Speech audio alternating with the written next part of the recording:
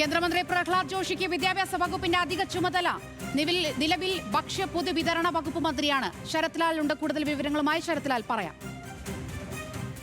സോന, കടുത്ത RSSകാരനായ ഒരു വ്യക്തി കൂടിയാണ് പ്രഹ്ലാദ് ജോഷി എന്ന് പറയാതെ വരികയാമല്ല. 1994 ഹുബ്ലി ഈദ് മൈതാനത്ത് ദേശീയ പതാക, കാവി പതാക ഉയർത്തുന്ന പ്രക്ഷോഭം നയിച്ചാണ് അദ്ദേഹത്തിന്റെ രാഷ്ട്രീയത്തിലേക്കുള്ള പടിയിറക്കം. അന്ന് 2004 മുതൽ അന്ന് മുതൽ ധാർവാഡിൽ നിന്നുള്ള ലോക്സഭ അംഗമാണ് പ്രഹ്ലാദ് ജോഷി. പാർലമെന്ററി കാര്യ മന്ത്രി കൂടിയാണ്. വളരെ അനുഭവ സമ്പത്തുള്ള ഒരു രാഷ്ട്രീയക്കാരൻ എന്നതാണ് അദ്ദേഹത്തെ കുറിച്ച് പറയുന്നത്. നയതന്ത്രജ്ഞൻ കൂടിയാണ്. വളരെ വലിയ കർണാടക BJP അധ്യക്ഷനായിരുന്ന സമയത്ത് അദ്ദേഹത്തിന്റെ മെയ്വഴക്കമാണ് BJPയിലെ പൊട്ടിത്തെറിയൊക്കെ മാറ്റി നിർത്തിയത്.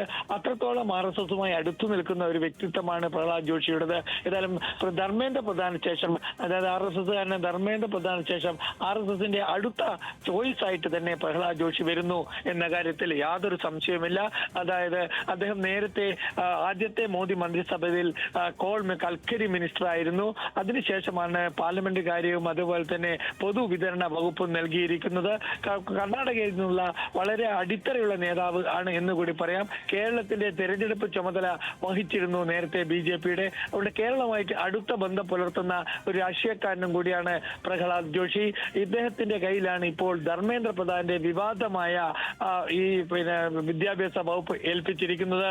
അതിൽ ധർമ്മേന്ദ്ര പ്രധാൻ തോറ്റു മടങ്ങിയെടുത്ത് പ്രഹ്ലാദ് ജോഷി വിജയിക്കുമോ എന്നതാണ് നമുക്ക് കാണേണ്ടത്. കാരണം നിരവധി വെല്ലുവിളിയാണ് അദ്ദേഹത്തിന് മുന്നിലുള്ളത്. ഇപ്പൊ NDA, അതേപോലെ തന്നെ NDA പരിഷ്കരണം ആവശ്യമുണ്ട്.